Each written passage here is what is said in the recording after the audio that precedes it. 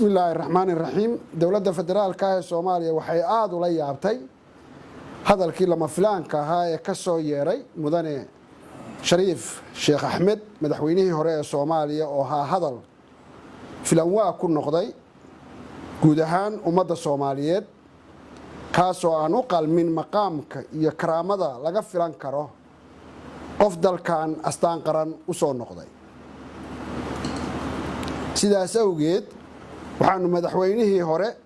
Shariif Sheekh Axmed ugu yeeraynaa inuu dhowro magaciisa iyo sharafkiisa kana taxadiro wax kasta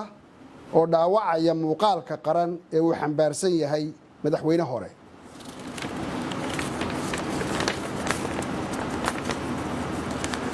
dowladda Soomaaliyeed madaxdii hore ee qaranka iyo cid kasta oo doonaysa horu socodnimada dalkan waxaa waajib ka saaran yahay ilaalinta midnimada badqabka iyo amniga guud ee dalka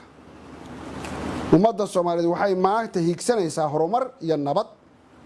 cid kasta oo hoggaan soo qabatay waxaa laga sugayaa inay ka qayb qaataan xoojinta iyo ka midho dhalinta himilooyinka iyo rajada shacabka Soomaaliyeed